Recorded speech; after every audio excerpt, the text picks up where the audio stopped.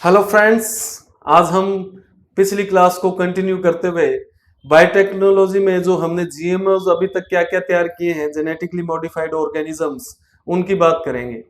ठीक है, प्रोसेस हमने देख लिया था किस प्रकार बनेंगे, किस प्रकार से हम जीन को किसी अन्य जीव में स्थानांतरित कर सकते हैं और उसे मानव उपयोगी बना सकते हैं। ठीक है, तो आज हम कौन कौन से जीएमओ हमने अभी तक तैयार किए उनकी चर्चाएं हम करेंगे। जीएमओ यानी genetically modified organism, genetically modified organism, आनुवांशिक रूपांतरित जीव। तो भाई हमने कुछ पादप तैयार किए हैं, प्लांट्स, कुछ सूक्ष्म जीव तैयार किए हैं, माइक्रोब्स, और साथ में कुछ जंतु भी तैयार किए हैं, एनिमल्स।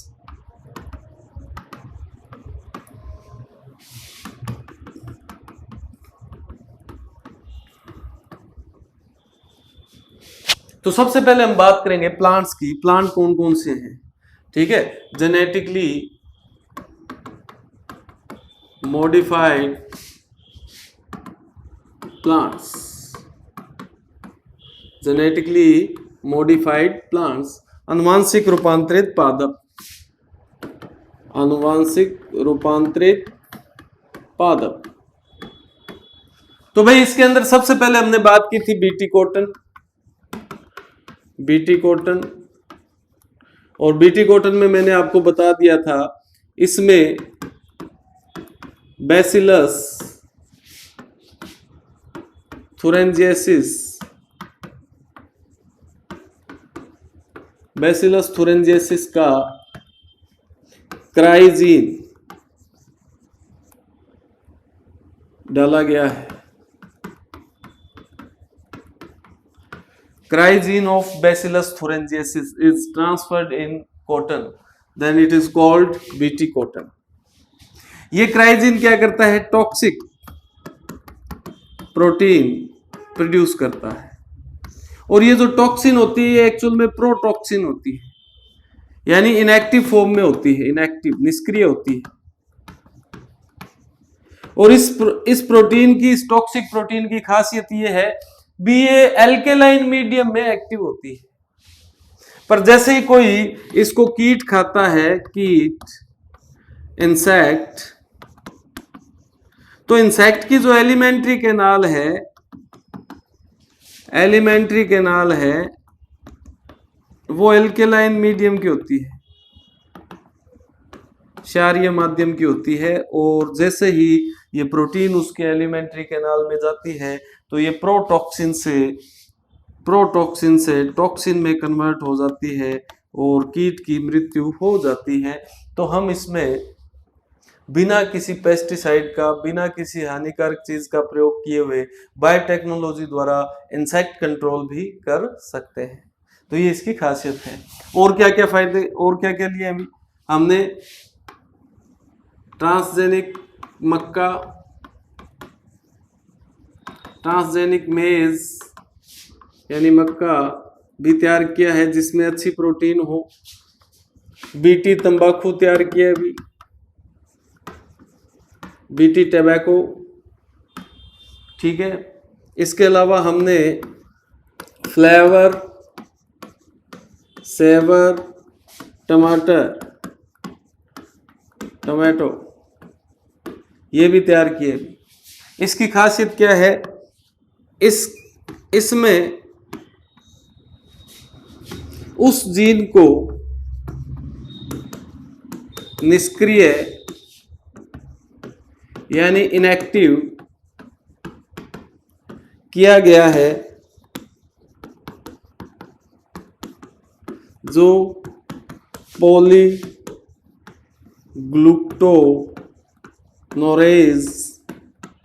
एंजाइम बनाता है। We deactivate the enzyme which produce polygalacturonase enzyme. हमने उस जीन को ही निष्क्रिय कर दिया जो ये बनाता हो। ये क्यों किया हमने? क्योंकि ये बड़ा खतरनाक है भी। ये पॉलीग्लुटानिरेज जो है यह टमाटर को गलाता है, टमाटर की झिल्ली को गलाता है। Degenerate wall of tomato. अब टमाटर की जो वॉल है, झिल्ली जो है, बाह्य परत जो है वो गल जाएगी तो टमाटर जल्दी खराब हो जाएगा, सड़ जाएगा। तो हमने इस एंजाइम, ये एंजाइम ना बने और इसका रिस्पॉन्सिबल जीन है उसको इनएक्टिव कर दिया, जिसके कारण ये टमाटर जो है लंबे समय तक सुरक्षित रहते हैं भी,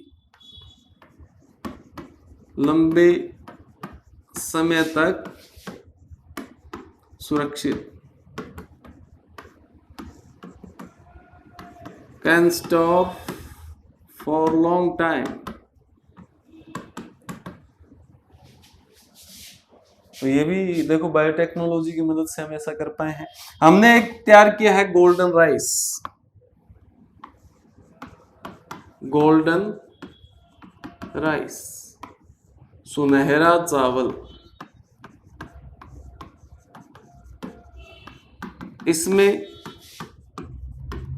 बीटा कैरोटीन बनाने वाले जीन को प्रविष्ट करवाया गया भी।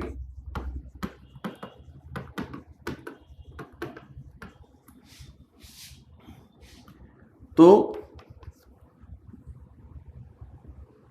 in this rice the gene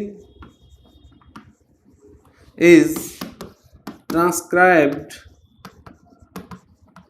which produce beta carotene, beta carotene. अब ये बीटा कैरोटीन जो है ये मैंने आपको पहले बता ही दिया। ये बीटा कैरोटीन जो है भाई, ये जैसे लीवर में जाएगा तो ये रेटिनॉल में बदल जाएगा। अभी किस में बदल जाएगा? रेटिनॉल में। और रेटिनॉल क्या है? विटामिन ए है। तो गोल्डन राइस जो है ये एक जेनेटिकली मॉडिफाइड प्लांट है जो कि good source of vitamin A है। विटामिन ए का अच्छा स्रोत है, विटामिन ए का अच्छा स्रोत है, सोर्स है। ठीक है, तो इसे बोलते हैं हम गोल्डन राइस। हमने और क्या किया? माइक्रोब्स का यूज कैसे किया इसमें? माइक्रोब्स, हम माइक्रोब्स से प्रोटीन निर्माण करते हैं भी। यानी किसी माइक्रोब में ऐसा जीन डाल दो जो प्रोटीन बनाता हो, तो उस माइक्रोब को कचरे के ढेर में भी डाल दोगे तो वो वहीं से भी प्रोटीन बना देगा अच्छी क्वालिटी। ये खासियत होती है। पर कचरे के ढेर में न डालकर हम क्या करते हैं, ऐसे जीवों को, ऐसे माइक्रोब्स को हम बायोरिएक्टर में छोड़ते हैं। किस में छोड़ते हैं? In out. इसमें टेम्परेचर सेट कर दो भाई, टेम्परेचर वाला। इसके अंदर आप माध्यम डाल दो, मीडियम।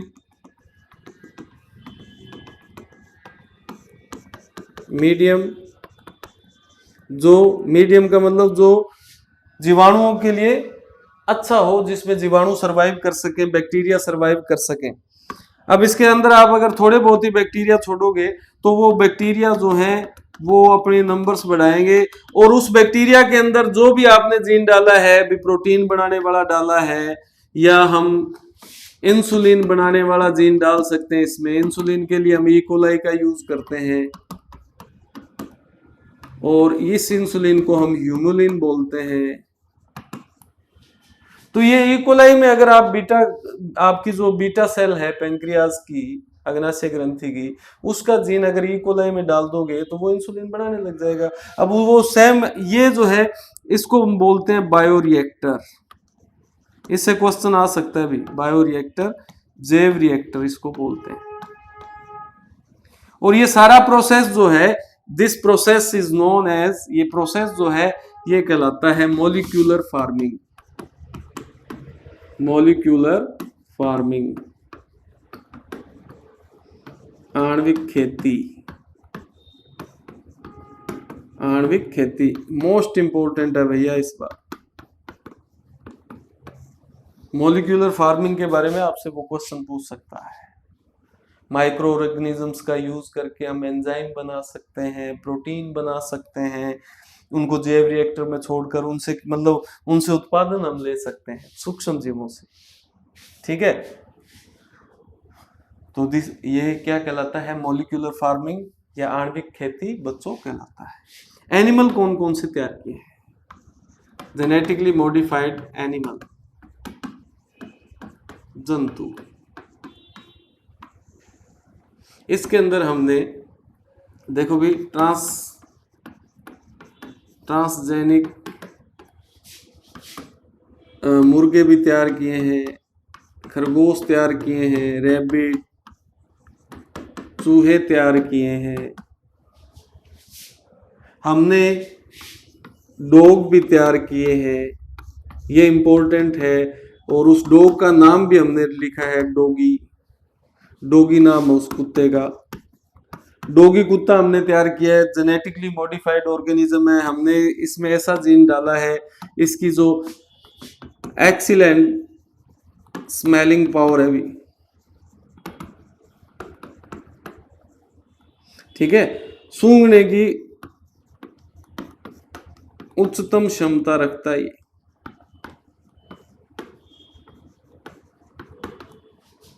जिसका नाम हमने क्या रखा है, डॉगी। इसी प्रकार हमने काऊ तैयार की है, गाय। एग्रीकल्चर में आप गाय की नस्लें तो पढ़ते होंगे, पर ये भी देख लेना भाई, ये भी एक गाय है जो बायोलॉजी वालों ने तैयार की है। ठीक है, काऊ, और इसका नाम रखा है हमने रोजी। रोजी ज्यादा दुग्ध उत्पादन, ज्यादा दुग्ध उत्पादन, हाई मिल्क प्रोडक्शन। तो ये गाय भी हमने तैयार की। और भी बहुत सारे हमने जीव जंतु तैयार किए हैं बच्चों। तो ये बायोटेक्नोलॉजी के बेनिफिट्स हैं। अब हम बात करेंगे बायोटेक्नोलॉजी में हम और किन किन टेक्निक्स का यूज करते हैं। ठीक है, तो उन टेक्निक्स की बात करते हैं। एक तो होती है जेल इलेक्ट्रोफोरेसिस।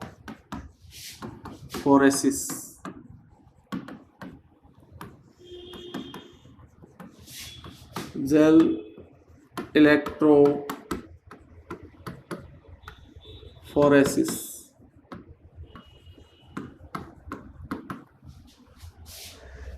टेल्सियस नामक वैज्ञानिक ने टेसिलियस ने इसका निर्माण किया था भी। डेवलप्ड बाय टेसिलियस। इसका उद्देश्य क्या है, इसमें डीएनए खंडों का अध्ययन करते हैं। डीएनए खंडों का अध्ययन करते हैं।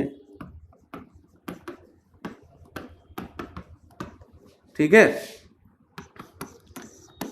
Study of DNA fragment. ठीक है, डीएनए खंडों को हम जेल पर पृथक कर लेते हैं। इस प्रकार से इसके अंदर जेल होती है और ये जेल जो है इसके आकार के according to size,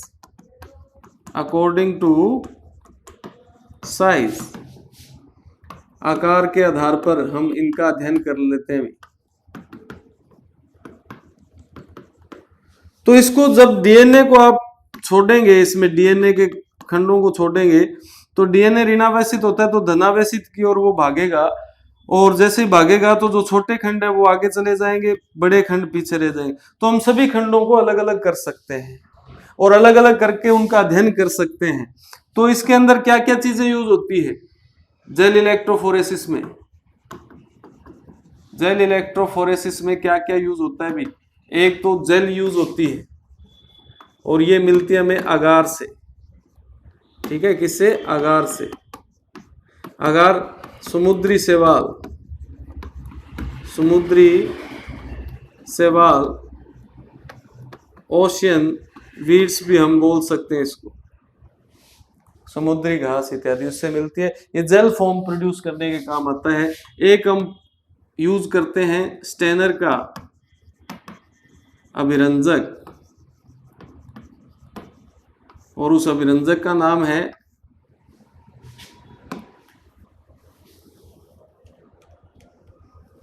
ethidium bromide, ethidium bromide.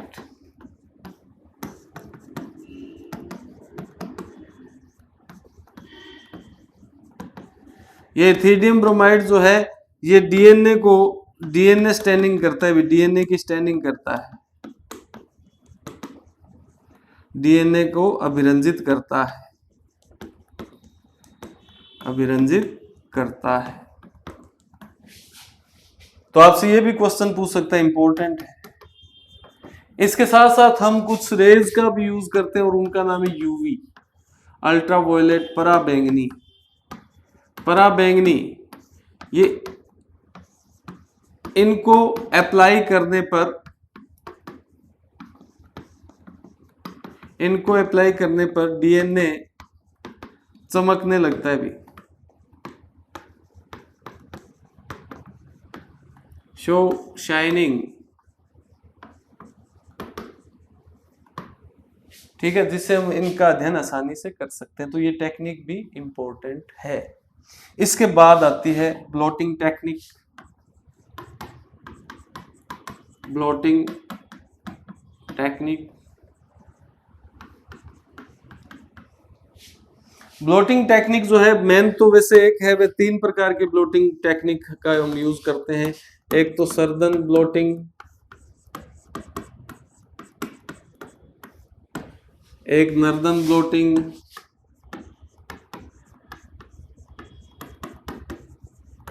और एक वेस्टर्न ब्लोटिंग।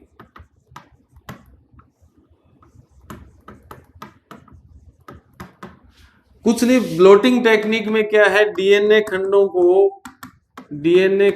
को पेपर पर स्थानांतरित करना, ठीक है, transfer of DNA fragment on filter paper. अब हमने डीएनए क्यों लिखा है? क्योंकि शुरुआत हमने डीएनए से की थी, तो सर्दन ने इसकी खोज की, ठीक है, सर्दन ने खोजा इसे, इसलिए इसका नाम ही हमने क्या रख दिया? सर्दन ब्लोटिंग रख दिया। इसमें क्या करते हैं, डीएनए को ट्रांसफर करते हैं नाइट्रोसेलुलोज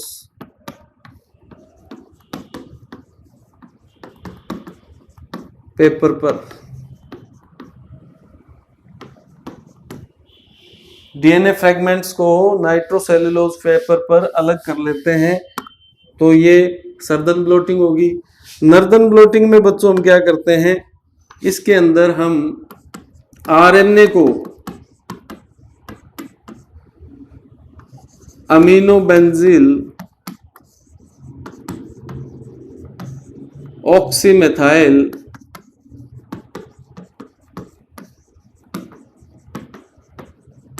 पेपर पर ट्रांसफर करते हैं, अमीनो बेंजील ऑक्सीमेथाइल।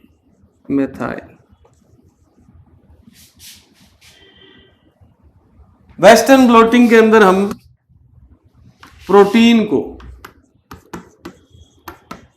प्रोटीन को पेपर पर स्थानांतरित करते हैं। इसमें आप नाइट्रोसेल्यूलोज भी ले सकते हैं।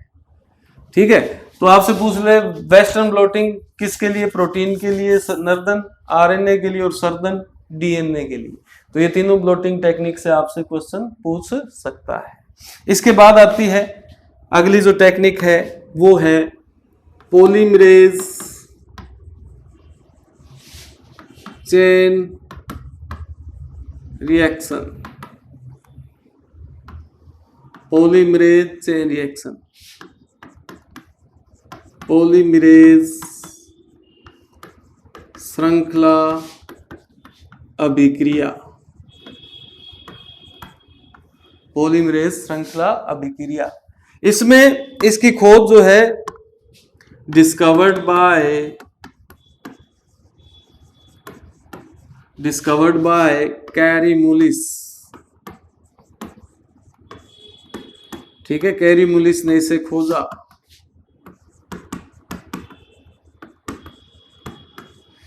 ये क्या काम आती है, इससे एक डीएनए से उसकी अनेक प्रतियां तैयार की जा सकती है।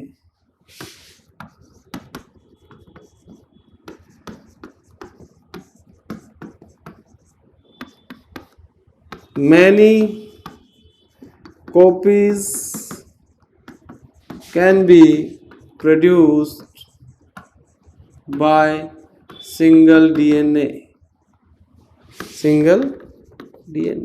जैसे आपने बच्चों, ये आपकी पीसीआर मशीन है, इसके लिए आपको न्यूक्लियोटाइड्स चाहिए, एंजाइम चाहिए, जो भी रेप्लिकेशन में काम आते हैं। तो ठीक है, इसके अंदर आप क्या क्या डाल दो, जो न्यूक्लियोटाइड्स चाहिए वो डाल दो, क्योंकि न्यूक्लियोटाइड से ही बनते हैं, डीएनए न्यूक्लियोटाइडों का ही बना होता है। डीएनए पॉलीमरेज एंजाइम डाल दो, डीएनए पॉलीमरेज एंजाइम डाल दो, आरएनए प्राइमर डाल दो। ठीक है, और साथ में लाइगेज एंजाइम डाल दो, लाइगेज। ठीक है, हेलिकेज, टोपोआइसोमेरेज, ये सारे एंजाइम इसके अंदर हमें डालने पड़ते हैं। हेलिकेज डीएनए का कुंडलन खोलता है, टोपोआइसोमेरेज जो है वो टेंशन को रिमूव करता है, लाइगेज डीएनए खंडों को जोड़ता है, आरएनए प्राइमर स्टार्टिंग करता है रेप्लिकेशन की, और मेन जो रेप्लिकेशन करता है वो डीएनए पॉलीमरेज करता है, न्यूक्लियोटाइडों को जोड़ता है। तो अगर आप इसके अंदर एक डीएनए डालेंगे, बहुत शानदार टेक्निक है, तो इसके बाद आपको यहां पर आउटपुट मिलेगा, इसके जैसी की जैसी अनेक फोटोकॉपीज आपको मिल जाएगी। अब ये काम, इसका उपयोग किस में आता है, इसका उपयोग हम बायोटेक्नोलॉजी में करते हैं, बायोटेक्नोलॉजी में करते हैं। क्योंकि आपने अगर कोई मान लो जीन ट्रांसफर कर लिया, रिकम्बिनेंट डीएनए बना दिया, अब उसको भेजते टाइम कोई गड़बड़ होगी तो वो सारा प्रोसेस दोबारा थोड़ी करोगे, तो आप उससे पहले उसकी बहुत सारी कॉपियां तैयार कर लो। अपराधियों को पकड़ने में, क्राइम में जो डीएनए फिंगरप्रिंटिंग है, डीएनए फिंगरप्रिंटिंग में भी इसका प्रयोग किया जाता है। डीएनए फिंगरप्रिंटिंग, डीएनए मिल गया किसी का, तो अब हो सकता है वो गुम हो जाए, तो उसको मल्टीपल कॉपीज करके अलग अलग लैब में भेजना पड़े तो भेज सकते हैं। तो पीसीआर पॉलीमरेज चेन रिएक्शन बड़ी महत्वपूर्ण है भाई। ये डीएनए फिंगरप्रिंटिंग है, इसकी खोज एलेक्स जेफरी ने की थी भी।